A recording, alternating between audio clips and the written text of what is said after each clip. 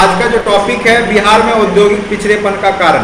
सबसे पहले जैसे मेंस राइटिंग हम लोग बीपीएससी में करते हैं तो भूमिका देते हैं कि जो क्वेश्चन है उसके हिसाब से हमें भूमिका लिखना है। जैसे यहाँ पे है कि बिहार में औद्योगिक पिछड़ापन क्यों है, क्या कारण है और उसके क्या उपाय हैं। ठीक है, तो इसको किस तरीका से भूमिका लिखेंगे वहाँ पे देखिए। वर्तमान समय में क्या है, बिहार उन राज्यों में शामिल है जहाँ का औद्योगिक विकास क्या है, काफ़ी सीमित है। यानी उद्योग धंधा जो है बिहार का बहुत ही सीमित स्तर पे है। यानी अगर आप देखिएगा कि पूरे जीडीपी में जो ग्रॉस डोमेस्टिक प्रोडक्ट है उसमें देश का जो योगदान है औद्योगिक क्षेत्र का वो 31% है लगभग, जबकि बिहार में देखेंगे मात्र 17% योगदान ही है जीडीपी में। यानी बहुत कम परसेंटेज जो है आपके राज्य में औद्योगिक जो क्षेत्र की भूमिका होती है, यानी उद्योग है ही नहीं। बहुत ही सीमित मात्रा में आपके देश में, आपके राज्य में इंडस्ट्री है। अगर इंडस्ट्री रहता तो यहाँ के लोग बाहर नहीं जाते काम करने के लिए। और आप देखेंगे कि केंद्र की या राज्य सरकार की बहुत सारी जो योजनाएं, प्रयास किया जा रहा है कि बिहार में भी उद्योग धंधा स्थापित हो, लेकिन जो वर्षों से हमारा जो ऐतिहासिक कारण है वो भी जिम्मेदार है। तो धीरे धीरे इस समस्या से निजात मिलेगी। चलिए, बिहार में औद्योगिक क्षेत्र का योगदान अभी कितना है, वर्तमान में लगभग 17%, 1% आगे पीछे होते रहता है। ठीक है, तथा देश के कुल उद्योग में बिहार का हिस्सा मात्र 1.2% है, जबकि बिहार अगर आप देखिएगा क्षेत्रफल की दृष्टि से 13वां राज्य है क्षेत्रफल की दृष्टि से, और जनसंख्या की दृष्टि से हम लोग जो है दूसरे नंबर पे आते हैं। सबसे एक नंबर पे यूपी आता है और सेकेंड नंबर पे बिहार की आबादी है, और जनसंख्या घनत्व की दृष्टि से हम लोग एक नंबर पे हैं। ठीक है, लेकिन हमारा जो उद्योग धंधा में प्रतिशतता है वो बहुत ही कम है, मात्र 1.2%। ठीक है, इस लाइन को आप भूमिका में लिख सकते हैं कि पूरा देश का उद्योग अगर 100 है तो उसमें मात्र 1.2 उद्योग ही बिहार में है। ठीक है, यानी 2% से भी कम का योगदान आपका बिहार इसमें निभा रहा है, जो इस बात का सूचक है कि बिहार औद्योगिक रूप से क्या है, पिछड़ा है। तो ये भूमिका में आप लिख सकते हैं। अब इसके पिछड़ेपन के कई कारण हैं जिसको हम निम्न भागों में बांट करके देख सकते हैं। सबसे पहला कारण में हम लोग मेन रूप से बिहार का अतीत को रखेंगे। जो बिहार का इतिहास है उसमें हम लोग मेन रूप से चर्चा क्या चीज़ का करेंगे, औपनिवेशिक शोषणकारी नीति, जो अंग्रेजों के द्वारा जो शोषण हुआ, जो आर्थिक सामाजिक जो शोषण हुआ, दोहन हुआ, विभिन्न प्रकार के भू अस्थायी बंदोबस्त के माध्यम से, जमींदारी के माध्यम से जो कर वसूली किया गया, वो बहुत बड़ा कारक है बिहार में उद्योग के पिछड़ेपन का।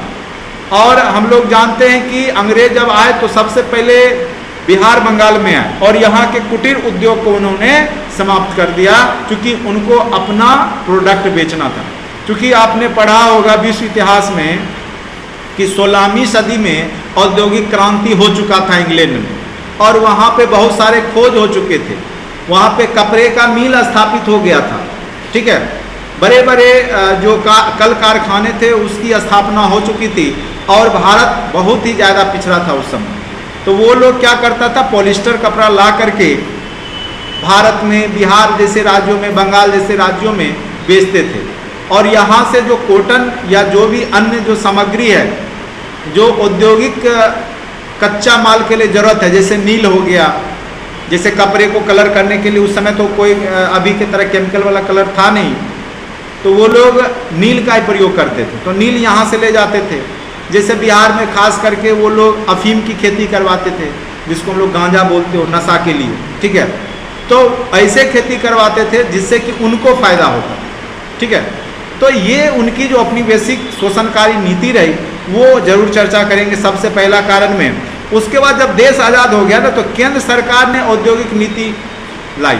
आप देखे होंगे कि द्वितीय पंचवर्षीय योजना में विशेष फोर्स जो उसमें फोर्स लगाया गया है वो लगाया गया है औद्योगिक विकास पे। सेकेंड पंचवर्षीय योजना है ना, भारी उद्योग के विकास पे। लेकिन अब देखिए, बिहार उस समय झारखंड में बटा हुआ नहीं था, यानी 2000 ईस्वी से पूर्व। 2000 में आपका झारखंड अलग हो, तो बिहार के पास बहुत ज़्यादा कोयला और खनिज संपदा था, लोहा भी थे, कोयला भी था। तो भारी उद्योग स्थापना के लिए, इंफ्रास्ट्रक्चर के लिए लोहा और कोयला बहुत जरूरी है, क्योंकि बिजली भी कोयला से होगा, और कोई भी इंडस्ट्री बनेगा उसके लिए फ्रेम के लिए चाहिए, आधारभूत संरचना के लिए क्या चाहिए, लोहा चाहिए, वो बिहार में था।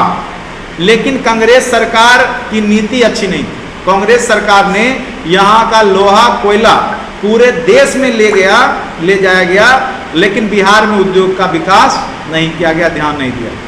ठीक है, यहीं के लोहा और कोयला से पूरा देश औद्योगिकीकरण हो गया, लेकिन बिहार में उद्योग धंधे स्थापित नहीं किए गए। इसके पीछे सबसे बड़ा कारण था कि जब बिहार में अन्य पार्टी की सरकार रहती थी, वहाँ कांग्रेस तो यहाँ अन्य, यहाँ कांग्रेस तो वहाँ अन्य, इस तरीका का जो है संरचना बिहार का बनते रहा।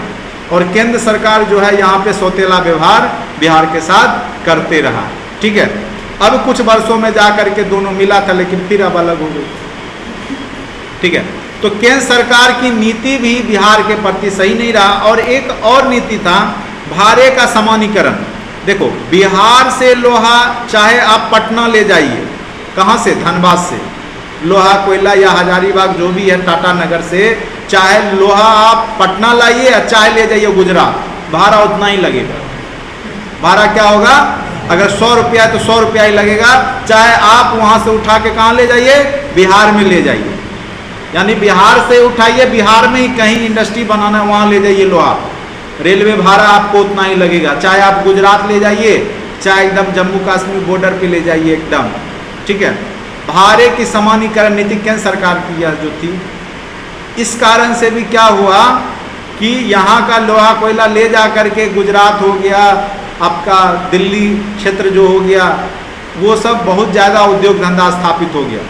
लेकिन बिहार में उसका प्रभाव नहीं हुआ, चूँकि भाड़ा उतना महंगा दे नहीं पाया बिहार सरकार या जो भी हो, तो भाड़े की समानीकरण के कारण भी ऐसा हुआ। तो ये सब भी चर्चा कर सकते हैं। दूसरा सबसे बड़ा कारण है बिहार का विभाजन। जो बिहार का विभाजन हो गया, बंटवारा हो गया, बिहार और झारखंड 2 राज्य बन गए, और बिहार का लगभग जनसंख्या रह गया बिहार में कितना प्रतिशत है, कितना प्रतिशत रह गया जनसंख्या बिहार में। क्षेत्रफल की दृष्टि से बिहार में आपका 56%, ठीक है, सॉरी 54% बिहार में रह गया क्षेत्रफल, और 46% कहाँ चला गया, झारखंड में। जनसंख्या में 75% बिहार में रह गया, और जनसंख्या कितना गया वहाँ, 25%। खनिज 4% बिहार में रहा, और 96% कहाँ चला गया, झारखंड। अब बताइए, आपका 100% जो खनिज था आपके पास 4% रहा, और 96% कहाँ चला गया, झारखंड। तो जो उद्योग धंधे उस समय तक स्थापित हुए थे 2000 तक, उसमें 3% आपके राज्य में रहा बिहार में, और 97% कहाँ चला गया, झारखंड में चला गया। वन में भी जो आपका प्राइमरी सेक्टर का जो इनकम का सोर्स है, कृषि हो गया, वन हो गया, इसमें भी आप पिछड़ गए। 21% ये वन जो है बिहार में रहा, और 79% कहाँ चला गया, झारखंड में चला गया। बिजली उत्पादन का भी कुल का 35% ही बिहार के पास रहा, 65% कहाँ चला गया, क्योंकि सारा बिजली तो कोयला आधारित है बिहार में जो है, तो जिसके पास कोयला रहेगा उसके पास बिजली रहेगा। तो ये बहुत बड़ा कारण था विभाजन। तो विभाजन जो हुआ उस पे, इस बात पे लगता है कि सरकार का ध्यान नहीं था, सिर्फ वहाँ पे वोट की राजनीति हुई, किधर हमारा वोटर है उसको हम ले लेते हैं, जिधर हमारा वोटर नहीं है उसको झारखंड में छोड़ देते हैं। और यह काम सरकारें करती है। ठीक है, अपने उसको लगता है जो हमारा वोटर है उसका वोटर लिस्ट में नाम डलवा देगी, और जो लगता है कि ये नहीं देता है हम लोग को वोट, उसका नाम कटवा देगी।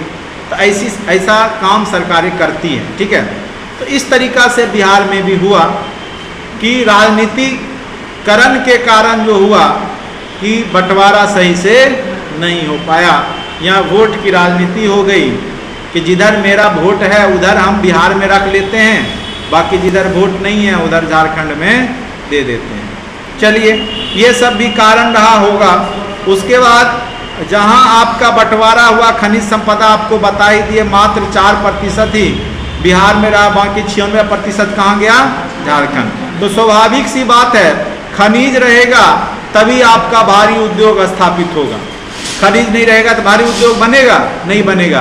कोई भी उद्योग के लिए कोयला चाहिए, बिजली चाहिए, नहीं लोहा चाहिए इंफ्रास्ट्रक्चर के लिए, वही नहीं रहेगा तो होगा नहीं होगा। इस कारण से भारी उद्योग का क्या हो गया, अभाव। अब आ जाइए तीसरा कारण, पूंजी निवेश।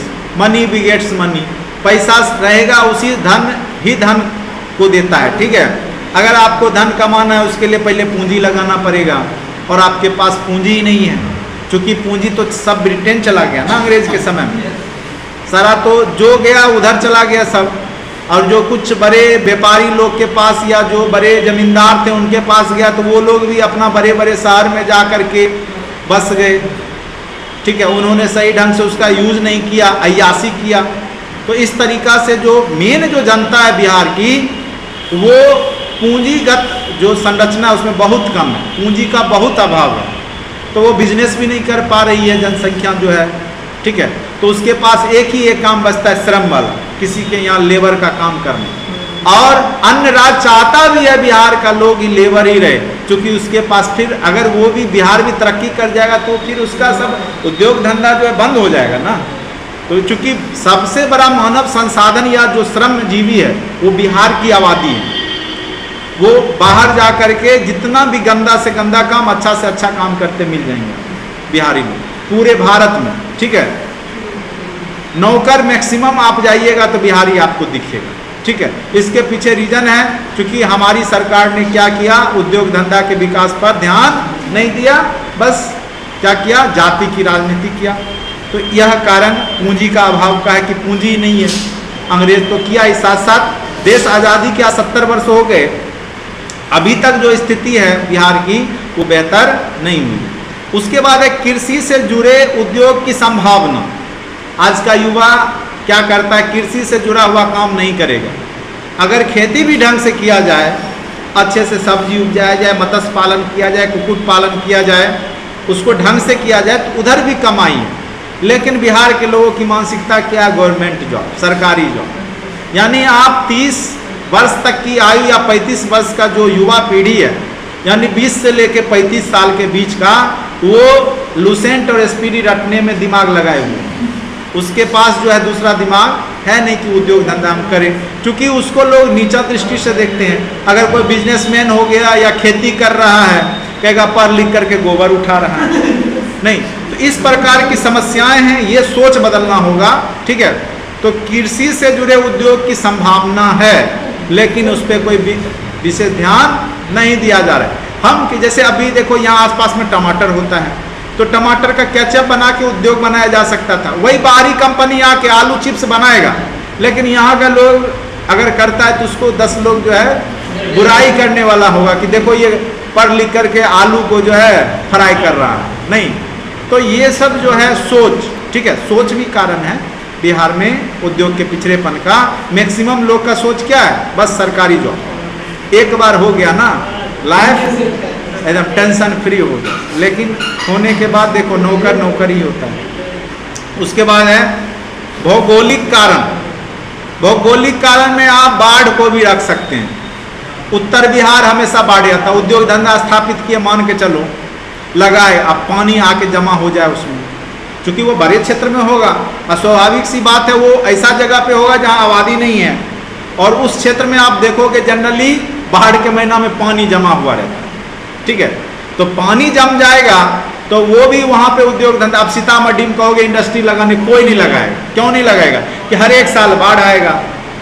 चल जाइए मधेपुरा साइड में, उधर भी पानी लगा रहता है, बाढ़। कोसी का जो क्षेत्र है, कोसी का जो क्षेत्र है वहाँ बाढ़ आती है हर एक साल, तो वहाँ पर भी लोग उद्योग धंधा नहीं लगा सकते। ये भी कारक है कि बाढ़।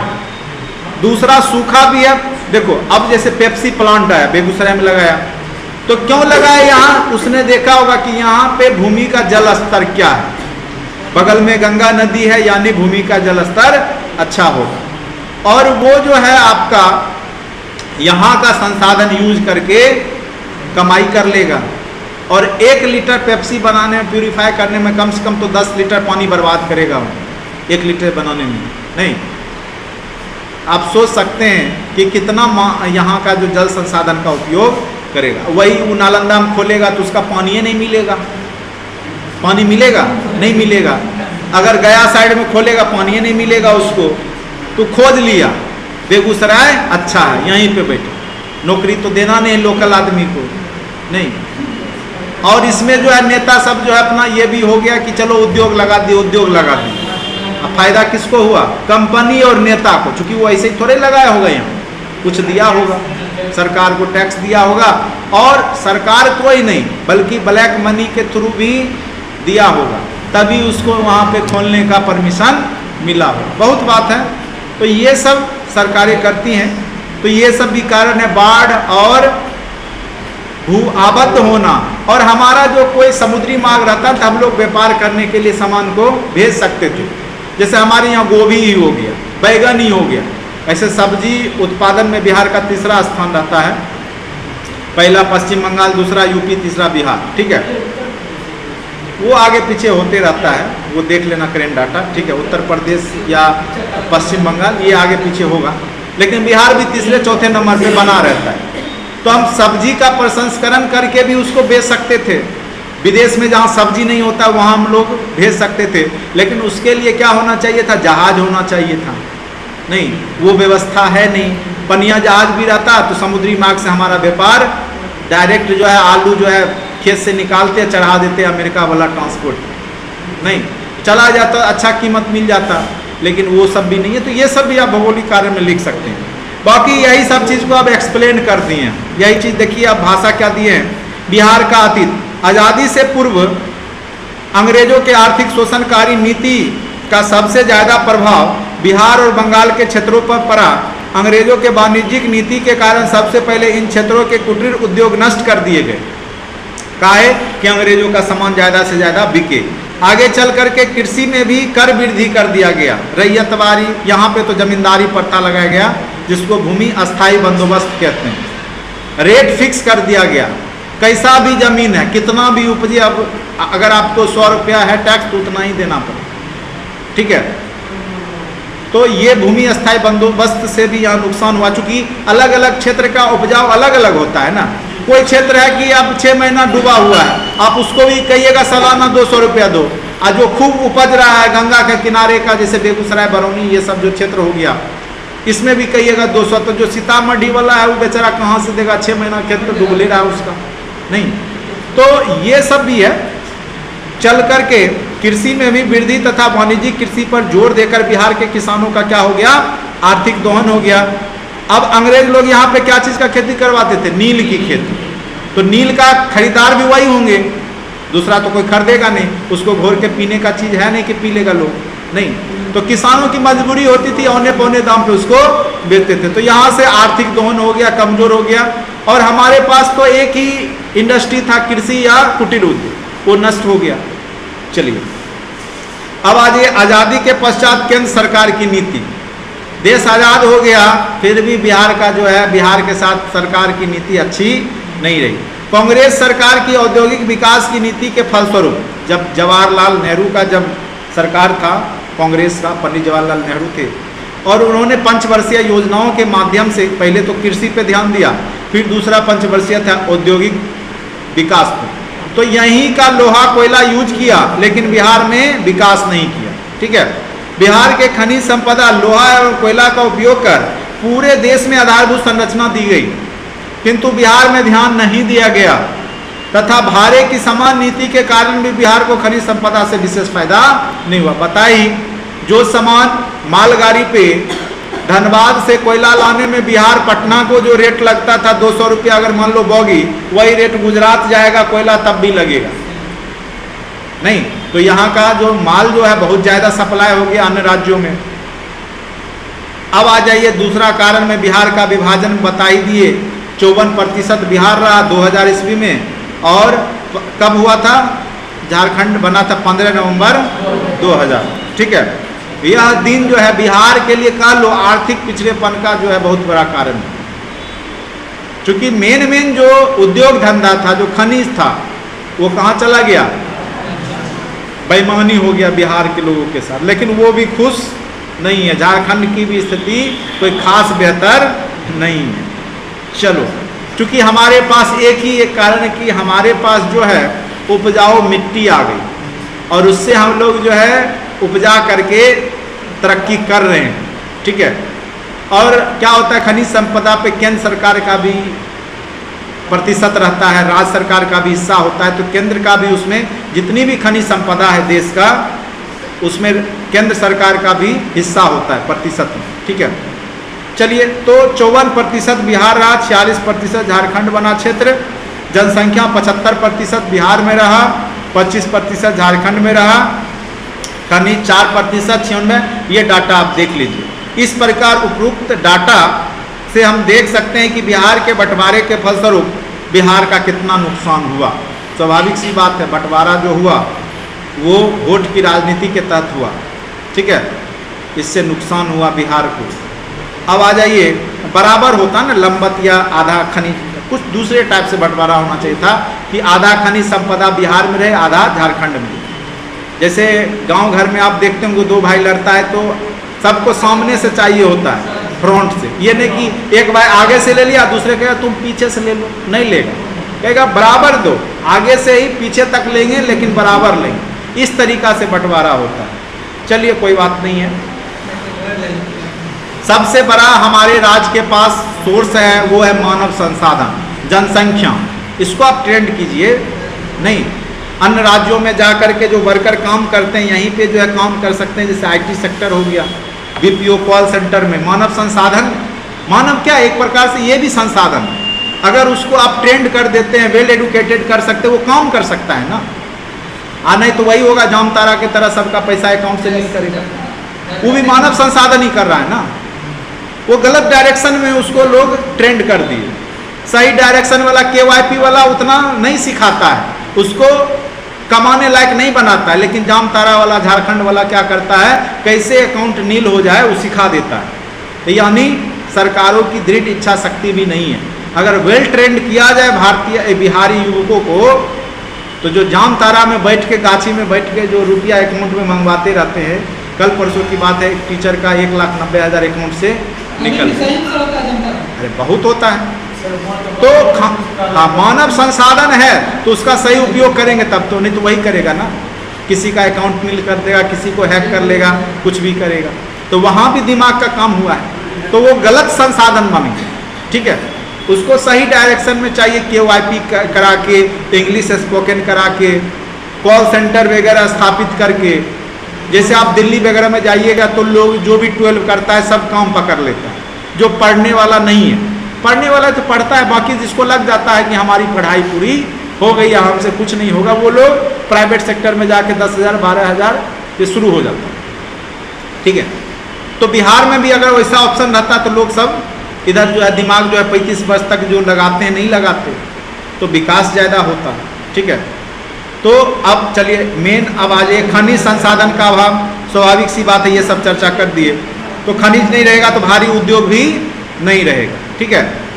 चलिए, उसके बाद पूंजी निवेश का अभाव, आपको बताई दे ब्रिटिश काल से क्या हुआ, बिहार आर्थिक रूप से शोषित हुआ, उद्योग धंधे का विकास नहीं हो पाया, अधिकतर आबादी कृषि पर निर्भर करती है, वो भी जीवन निर्वाह खेती होता है। अब मान के चलिए 1 बीघा जमीन है 20 कट्ठे का, अब उसको 5 को बेटा है, हिस्सा कितना पड़ा, 4-4 कट्ठा। तो बेचारा को अपने जो है भोजन के लिए तो उससे अनाज और सब्जी हो नहीं रहा, तो बेचेगा क्या, नहीं। तो बिहार में मैक्सिमम खेती क्या है, सीमांत कृषि है और जीवन निर्वाह है, तो इससे कोई ज़्यादा इनकम हो नहीं रहा है, पूंजी बन नहीं रहा है, और बैंक लोन भी नहीं देता है जनरली किसानों को, ठीक है। और खास करके जिसके पास जमीन अगर उसको देता भी है तो बिहार में देखिएगा कि बटाईदारी होता है, बटैया खेती होता है, यानी जो जमीन जिसका है वो खेती ना करके आधे पे दे देता है, यानी जो उपजेगा बिना पूंजी का आधा अब उसको हो। तो किसान जो है मेन कृषक वर्ग, उसके पास पूंजी नहीं हो पाता, ये सबसे बड़ा कारण है पूंजी निवेश का अभाव। और कोई भी बिजनेस, व्यापार, उद्योग धंधा तभी स्थापित होगा जब आपके पास पूंजी हो, ठीक है। अब आ जाइए, कृषि से जुड़े उद्योग की संभावना के बावजूद क्या होता है कि लोग कृषि पे विशेष ध्यान नहीं देते हैं। एक ही उद्योग धंधा यहाँ स्थापित हो सकता था, कृषि उद्योग, प्रसंस्करण उद्योग, जैसे फूड प्रोसेसिंग उद्योग। हम लोग क्या होता है कि जब मटर का सीजन आता है तो 20 रुपये मटर, 25 रुपये 30 रुपये मार्केट में मिल जाता है। और अभी हम लोग जब भोज भात करने जाएंगे तो खरीदेंगे फ्रोजन मटर और 100 रुपये के जी, 120 रुपये, 150 रुपये के जी खरीदते हैं।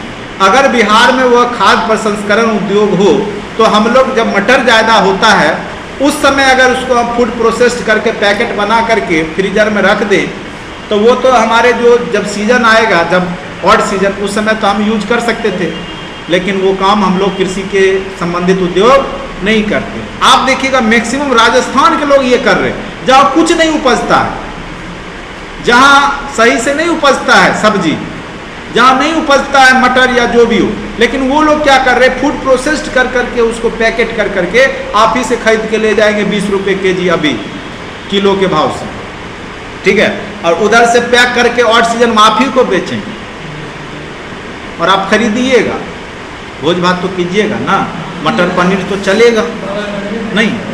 वो छोड़िए, मक्के की आटा आप सोच रहे हैं ना, यहाँ जिस किसान को बिहार में 20 रुपये के जी बिक जाता है वो पूछता है बहुत पैसा दे दिया है, और जानते हैं बाहर में जाइए वो 80 रुपये के जी बिकता है, और उसका सेरेलक देखते हो ना, उसमें आपको 40% मक्के की आटा रहता है।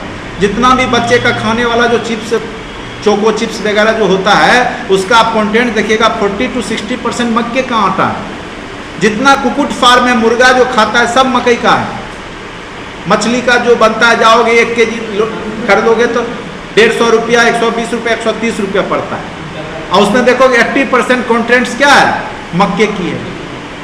लेकिन हम लोग वो बनाते नहीं, हम लोग बेच लेते 20 रुपये, खुश हो जाते हैं कि मकई मेरा बिक गया, खेत से बेच दिए, 20 रुपये के जी बेच दिए। और किसान खुश होकर बोलता है कि 20 रुपये के जी, और वही फिर खरीदेगा, बच्चा का जब घर में रोएगा तो 250 रुपया में सेरेलक का पैकेट खरीदेगा, वही चीज़ है, उसी में कुछ थोड़ा बहुत और भी चीज़ मिला दे। चलिए, तो ये सब फूड प्रोसेस उद्योग का बढ़ावा दिया जाए तो इसकी संभावना है, लेकिन बिहार जैसा राज्य इस पर ध्यान नहीं दे रहा है। उसके बाद है राजनीतिक दृढ़ इच्छा शक्ति। आपको बताई यहाँ की जो सरकारें हैं ना, रात को 500 देगी और सुबह वोट ले लेगी। वो जानती है अगर हम यहाँ पुल बना देंगे, किसान के लिए सिंचाई बना देंगे, उसका कोई फर्क नहीं पड़ेगा, उसको वोट नहीं मिलेगा। लेकिन रात को डुप्लीकेटो 500 अगर जेबी में पड़ गया, अभी मोकामा में पकड़ा है, चुनाव होने वाला है ना, कहा कि 2-3 करोड़ रुपया पकड़ा है खाली 500 जाली नोट, वो रात को दे देता, सुबह वोट, परसों वो चलता ही नहीं। अब बताइए, नहीं तो कहने का बात है कि यहाँ सरकार क्या बड़ी चालाक है, वो जानती है आप कैसे वोट दीजिएगा उसको, तो विकास की काम नहीं करेगी। क्योंकि एक पुल बनाने में कम से कम 15 साल लगेगा। अभी अगर मान लो यहाँ पे सरकार अगर बिहार में राजद का है या नीतीश कुमार का है, 15 साल में जब फीता काटने की बारी आएगी तो नीतीश कुमार ऊपर स्वर्गलोक में होंगे नहीं। तो कहने का अर्थ है कि वो वैसा काम करना चाहेगी नहीं कि हमारा जो योजना है वो दूसरे को फायदा।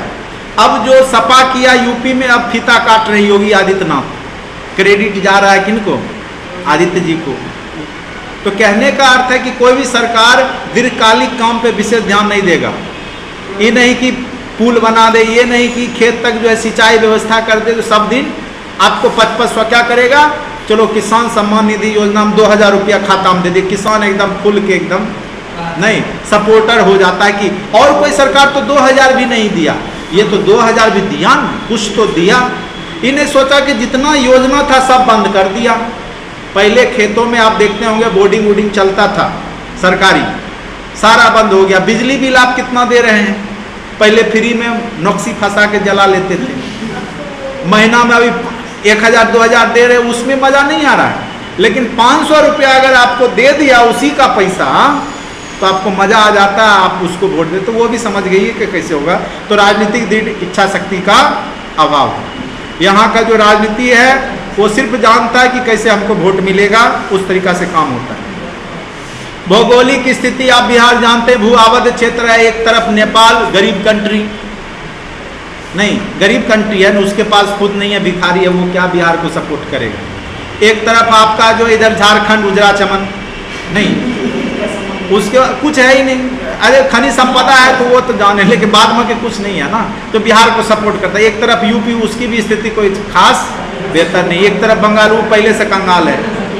यानी आपकी जो भौगोलिक स्थिति है, यानी अगर यूपी में भी औद्योगिक विकास रहता या इधर बंगाल में भी रहता तो हम लोग इधर उधर आसपास में करके कुछ कर लेते हैं। क्या होता है ना कि प्रसार होता है ना कोई भी चीज़ का। जैसे अभी देखो दिल्ली सेक्टर में जाओगे तो नोएडा डेवलप कर गया। नोएडा क्या है? यूपी में।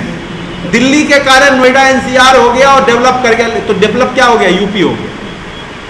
अभी अगर नोएडा डेवलप हुआ तो यूपी डेवलप हो गया ना, लेकिन वो किस कारण से डेवलप हुआ? दिल्ली के कारण से हुआ। अगर बिहार भी उस लोकेशन में रहता तो बिहार भी डेवलप हो सकता था।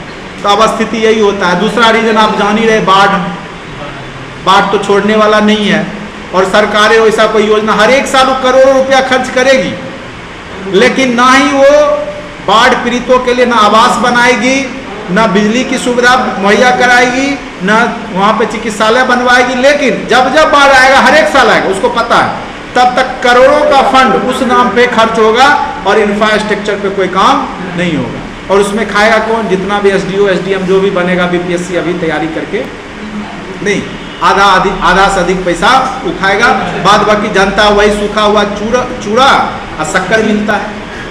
बहुत खुश हो गया तो कभी कभी पूरी या सुखल का भुजिया नहीं, और पैसा वो करोड़ों रुपया उठता है, क्योंकि आपको पता नहीं है कि कितना आया योजना। सरकार बताती भी नहीं है ना ठीक से कि कितना करोड़, आप उतना सर्च भी नहीं करते हैं। तो वहाँ पे दीर्घगामी विकास किया जाए, पहले से तैयार है ना। अब हम जानते हैं कि यहाँ गंगा के किनारे हर एक साल बाढ़ आता है, जहाँ पे बाढ़ आता है पहले से ऊंचा बना करके वहाँ पे जो है 500-600 आदमी का रहने का व्यवस्था पहले से करके रखिए, उसको वैसा घर बना दीजिए, डॉक्टर के रहने का आवास बना दीजिए बगल में। जब पानी आएगा सब लोग वहाँ जाके रह लेगा आराम से। हर एक साल तो आना ही है बाढ़, या ऐसा कीजिए कि बाढ़ आए ही नहीं, पुल बना दीजिए, बांध बना दीजिए, या नदी जोड़ो योजना बोल रहे हैं कि जो ज़्यादा पानी आए जिधर सूखा है उधर ट्रांसफर। जैसे अभी फतुहा पटना से शायद राजगीर तक पानी जा रहा है, गंगा का पानी जा रहा है, ये भी योजना है। तो उस माध्यम से भी आप पानी भेज सकते हैं जहाँ सूखा पड़ रहा है उधर की ओर, तो उसके लिए तो खर्च करना होगा। तो ये सब है। अब संभावनाएं क्या क्या है बिहार में? ये तो कारण रहा कि उद्योग का पिछड़ापन के कारण। अब आ जाइए संभावना क्या क्या है बिहार में, कौन सा उद्योग आप स्थापित कर सकते हैं। अब कहिएगा कि कपड़ा उद्योग यहाँ स्थापित कर लें, आप कपास कहाँ से लाइएगा, धागा कहाँ से लाइएगा, फिर आप गुजरात से मंगाइएगा तो लेने का देनी। अब वहाँ 100 रुपया आते आते 200 हो गया, भाड़ा में ही बिक जाइएगा आपका प्रोडक्ट। एक टी शर्ट जो 200 में आपको पहुँचा देगा और आप बनाइएगा तो 400 रुपया पड़ जाएगा। आपका प्रोडक्ट बिकेगा कि गुजरात वाला के बिकेगा?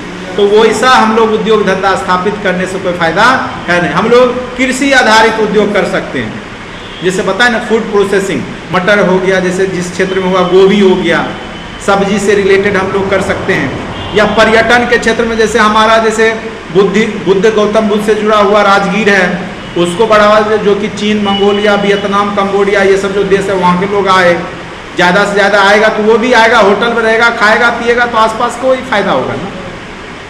मंदिर उंदिर बना दे, जैसे अयोध्या में राम मंदिर बन गया, एक आध तो आसपास बेगूसराय में कांवर झील और जैसे ऐसे ही सूखा पड़ा है, कुछ नहीं है। जितना नाम है उसके हिसाब से कुछ नहीं है वहाँ। अगर वहाँ पे एक बढ़िया सा रेस्टोरेंट बना दे बीच खाली अति में, और 10 गो 20 गो जो है सरकार का आदमी रहे और उसको जो कर दे, तो टूरिस्ट प्लेस होगा, लोग ऐसे भी शांति के लिए वहाँ जाकर बैठा रहेगा, होटल में खाएगा पिएगा, इनकम हो जाएगा सरकार। लेकिन सरकार का ध्यान इस पे नहीं है। तो पर्यटन उद्योग हो सकता है, कृषि आधारित उद्योग हो सकता है। अब देखिए यहाँ पे बिहार एक कृषि प्रधान राज्य है, बिहार में कृषि से जुड़े उद्योग की प्रबल संभावनाएं हैं। जैसे चीनी उद्योग, हमारे आज़ादी के समय में बहुत सारे मिलें थी बिहार में, चीनी का उद्योग था, लेकिन धीरे धीरे क्या हुआ, बेचारा पूंजी के अभाव में या जो भी है, धीरे धीरे सरकार की नीति सपोर्टिव नहीं था उसके प्रति, तो धीरे धीरे समाप्त हो गया। बहुत कम मिल बचा है, 2-3 गो मिल बचा है बस, है उत्तर इधर, हाँ, और उधर पश्चिम चंपारण की तरफ होगा, ठीक है। अब यहाँ पे भी बहुत सारा मिल था, बेगूसराय में भी, जैसे समस्तीपुर में हसनपुर और मिल है, हाँ, तो वो सब बंद हो गया सर, नहीं। तो ये सब अगर बंद भी हो गया तो कोई बात नहीं, अब सरकारें उसको चालू कर रही है, चीनी के लिए नहीं, इथेनॉल बनाने के लिए, ठीक है।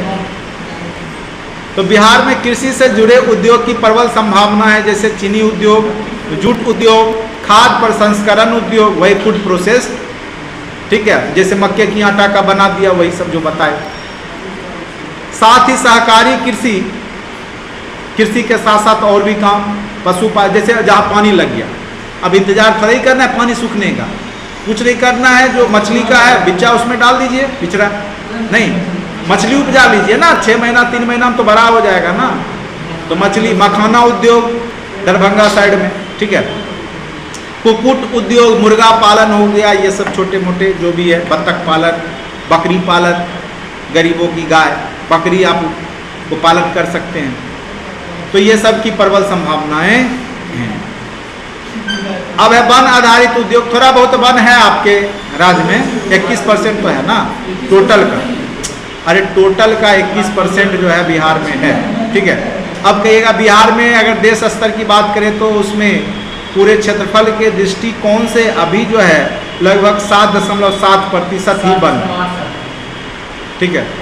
तो 7 समथिंग जो है उसको बढ़ाने का प्रयास किया जा रहा है सरकार के द्वारा, जैसे जल जीवन हरियाली मिशन के तहत। तो यहाँ पे प्लाईवुड उद्योग स्थापित किया जा सकता है, और है भी आपके कहाँ पर, हाजीपुर में। कागज उद्योग समस्तीपुर दरभंगा के क्षेत्र में है, लाख उद्योग है, ठीक है, लाठी उठी जिससे बनता है लाह उद्योग। तो ये सब क्षेत्र चूंकि जंगल से ही होता है, कैमूर के पठार या पश्चिम चंपारण में कुछ वन है, जंगल है, जैसे वाल्मीकि नगर अभ्यारण्य है, कैमूर में है, तो इन सब क्षेत्रों में वन है, उसका उद्योग कुछ स्थापित हो सकता है। फिर जैसे चूना है, बिहार में आपके कैमूर रोहतास में चूना पत्थर है, तो सीमेंट उद्योग की संभावना है वहाँ पर, ठीक है। और भी शीशा उषा है, मुंगेर गया के क्षेत्र में अबरक भी थोड़ा बहुत है। तो खनिज से जुड़े हुए जो दक्षिण बिहार के जो जिले हैं उसमें संभावना है। जैसे अभी आपको जमुई में सोने का बहुत बड़ा खान है बताया गया है, ठीक है, 44% पूरे देश का नहीं सोना वहाँ पे निकला है। अगर वो निकलेगा तो बिहार धनी मनी हो जाएगा, लेकिन उसको निकालने में बहुत खर्च है, अब सरकार पर डिपेंड है, वो खर्च करेगी तब तो। अन्य उद्योग, पर्यटन उद्योग है, जैसे रामायण सर्किट है, राम से जुड़ा हुआ बहुत सारा चीज़ है, जैसे सीता जी की नगरी है सीतामढ़ी, वहाँ मंदिर बना दे तो लोग आएगा ना अयोध्या से, उधर से घूमते हुए जाएगा। उधर जनकपुरी है नेपाल में, तो बिहार होते ही जाएगा, तो वो सर्किट का विकास हो सकता है। बहुत सर्किट जैसे राजगीर, नालंदा, बोधगया के क्षेत्र में, उसका सिख का जो पटना सिटी के तरफ, जैन का आपको राजगीर के तरफ भी है, जैन का भी है ना, जैनी जल मंदिर वगैरह है पावापुरी में, तो वो सब क्षेत्र में विकास किया जाए तो उद्योग ही है एक प्रकार का, पर्यटन भी क्या है एक प्रकार का उद्योग ही है। मखान, यहाँ पे देख रहे होंगे मैप बना करके हमने कुछ सिंबल दे दिया, मखाना उद्योग जैसे हो गया दरभंगा के क्षेत्र में, आप भी इसको, चीनी उद्योग पश्चिम चंपारण के क्षेत्र में, प्लाईवुड उद्योग हाजीपुर पटना के आसपास, चूना पत्थर कैमूर रोहतास, तेल शोधक बेगूसराय बीच में छोटा सा बना दिए हैं। और यहीं पे आपका खाद्य जो बनता है यूरिया खाद DAP, ठीक है। उसके बाद पर्यटन उद्योग राजगीर के क्षेत्र में दे दिया हमने, जूट उद्योग इधर पूरब में दे दिया, यानी कटिहार पूर्णिया साइड में। तो ये सब आप दर्शा सकते हैं कि ये सब उद्योग की प्रबल संभावना है, चूंकि इसके रॉ मटेरियल आपके राज्य में है। उसके बाद आइए नेक्स्ट पॉइंट, औद्योगिक पिछड़ेपन के दूर करने के उपाय क्या है? निवेश को बढ़ावा दीजिए, यानी जो फॉरेन कंट्री जो है FDI, फॉरेन डायरेक्ट इन्वेस्टमेंट, उसको बिहार में लाइए। सरकारें छूट दे कि कोई अगर नया उद्योग स्थापित करते तो आपको टैक्स नहीं लेंगे 5 साल तक, आपको हम सब्सिडी देंगे, आपको हम कुछ पूंजी हम अपना भी देंगे, आपके लिए जो है जगह मुहैया कराएंगे, बिजली 24 घंटा प्रोवाइड करेंगे। तो ये सब सुविधा देगा तो कोई भी, यानी स्पेशल इकोनॉमिक जोन SEZ, ठीक है, स्पेशल इकोनॉमिक जोन बना दे बिहार में भी, तो बहुत सारी कंपनियां यहाँ पे, जैसे अब मान के चलो बिजली दे देगा, उसके लिए जगह दे देगा, किराया कम लगेगा तो जरूर आएगी, और मानव संसाधन तो है ही हमारे पास, IT सेक्टर की कंपनी आ सकती है, जैसे पटना में है, राजगीर में है, वो सब हब बनाया जा सकता है। तो निवेश को बढ़ावा देने के लिए इसे औद्योगिक बिहार औद्योगिक नीति 2016 के तहत औद्योगिक क्षेत्रों में 15% की वृद्धि का लक्ष्य रखा गया है, और उसमें निवेश हेतु औद्योगिक निवेश प्रोत्साहन नीति 2016 लागू की गई है, जिसके तहत कंपनी को, फैक्ट्री को छूट दिया जा रहा है टैक्स कम लेंगे, नहीं लेंगे, 10 साल नहीं लेंगे, अगर नहीं चला तो भी माफ़ कर देंगे, होता है ना। जैसे आप लोग को अब कुटीर उद्योग के लिए, मुर्गा पालन के लिए पैसा निकालते हैं, अगर नहीं चला तो हो सकता है सरकार माफ़ भी कर देती है। तो यही सब के लिए किया जाता है। अब आज ये खाद्य प्रसंस्करण उद्योग पर बल दिया जा रहा है। कृषि रोड मैप 3 1, 2, 3, यानी आप देखिएगा 12 से, अभी तीसरा कृषि रोड मैप है 17 से 22, ठीक है। तो 7 से 12, 12 से 17, 17 से 22, यह तीसरा कृषि रोड मैप 3 अभी चल रहा है। उसके तहत भी खाद्य प्रसंस्करण उद्योग जो फूड प्रोसेसिंग यूनिट है वो लगाया जा रहा है। इजराइल के मदद से वैशाली में आम लीची प्रसंस्करण उद्योग बना है। जैसे लीची हुआ, उसका रस निकाल करके अपना लीची वाला मिलता है ना जूस, ठीक है, तो वो सब वैशाली में लगा है इजराइल के मदद से। इजराइल तकनीकी दिया है। फिर नालंदा के साइड में आप देखिएगा सब्जी उब्जी ज़्यादा होता है, तो नालंदा में सब्जी प्रसंस्करण उद्योग बनाया गया है। फिर डेयरी उद्योग के लिए समस्तीपुर में बनाया गया है, ठीक है। अब बेगूसराय में तो है ही सुधा वाला, बरौनी में, ठीक है। तो ये सब भी क्या है कि कृषि से जुड़ा हुआ, जो पशुपालन से जुड़ा हुआ है। अब उतना दूध का तो खपत होगा नहीं, उसका पेड़ा बना दिए, मिठाई बना दिए, रसगुल्ला बना दिए, तो उसको अन्य सीजन में भी बेचते रहे, घी बना दिए, ठीक है। तो ये सब पे विशेष ध्यान दिया जाएगा। बिहार में पशुपालन के विकास में अग्नि राज है, जिस कारण से डेयरी और मांस उद्योग की प्रबल संभावना है, बकरी उकरी पालन करके। अब आ जाइए, नेक्स्ट है सस्ता ऋण मुहैया करके। अब जिसके पास पूंजी नहीं, उसको, जैसे अभी बहुत सारा योजना आता है बिहार सरकार के, जैसे मुद्रा योजना है, नहीं, या बिहार सरकार की बहुत सारी युवा प्रोत्साहन नीति आती है, जिसके तहत क्या कि ग्रामीण क्षेत्र में जैसे मुर्गा पालन करने के लिए, मत्स्य पालन करने के लिए बीज दिया जाता है, मछली का बीज दिया जाता है फ्री में, भोजन दिया जाता है, खाद दिया जाता है खेती करने के लिए। बहुत सारा सरकार की योजनाएं हैं। कुटीर उद्योग को बढ़ावा देने के लिए सस्ता ऋण मुहैया किया जाना चाहिए। तो ये सब अगर किया जाए तो बिहार में औद्योगिक विकास हो सकता है। उसके बाद आईटी उद्योग की संभावना है बिहार में, चूंकि यहाँ पे क्या है, मानव संसाधन बहुत ज़्यादा है, मानव बहुत ज़्यादा है, जनसंख्या बहुत ज़्यादा है। तो जनसंख्या को आप मानव संसाधन में कन्वर्ट कर सकते हैं। कैसे? उसको ट्रेंड कर दीजिए। अभी आप लोग को हिंदी सही से बोलने नहीं आता, हिंदी ट्रेंड कर दिए तो कॉल सेंटर में तो एयरटेल वोडा में तो काम कर सकते हैं ना। नहीं, आपको क्या वही सब करता है। आप दिल्ली में जाइए तो वहाँ क्या है कि मैक्सिमम लोग तो कॉल सेंटर में काम करते हैं 5 से 6 हज़ार। तो हम दिल्ली जाके कमाएंगे 5-6 हज़ार, हम अब बिहार में भी तो रह के कर सकते हैं। सारा काम अब तो ऑनलाइन हो गया, घर से हो सकता है। बस आपको एक मोबाइल चाहिए, एक सिस्टम चाहिए। अगर सरकार प्रोवाइड कर दे या कंपनी प्रोवाइड कर दे तो हम घर बैठे भी तो यहाँ एयरटेल वोडा से बोल रहे ये वो कर सकते हैं ना।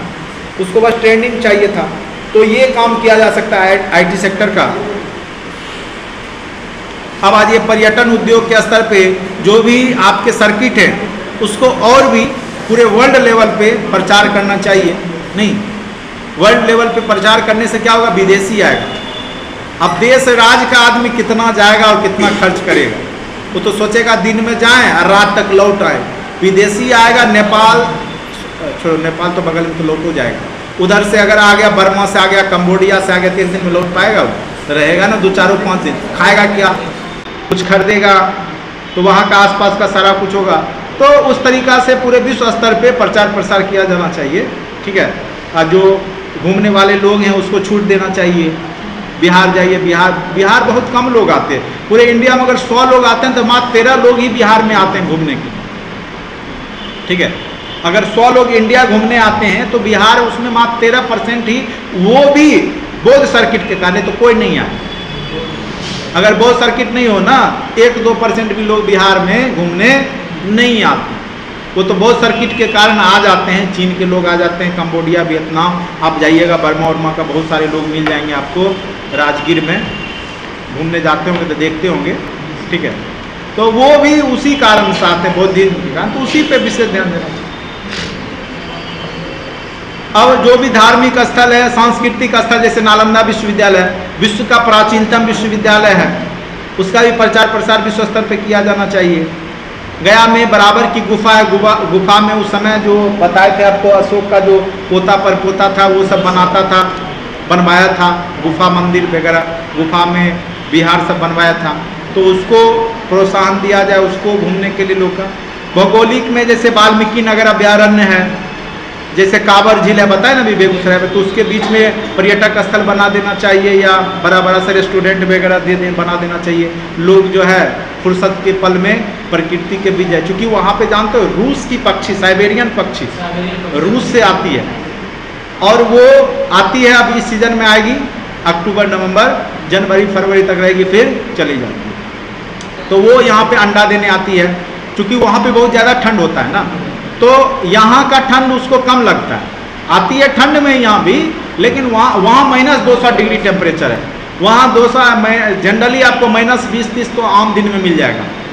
और जब मेन ठंड पड़ता है कड़ाके का, तो वहाँ पे -70, 80, 100, 150 चला जाता है। तो उस स्थिति में पक्षी सब वहाँ जीवित नहीं रह पाएगी, तो वो सब आ जाती है इंडिया में भी बहुत जगह, जैसे दरभंगा भी जाती है, ठीक है।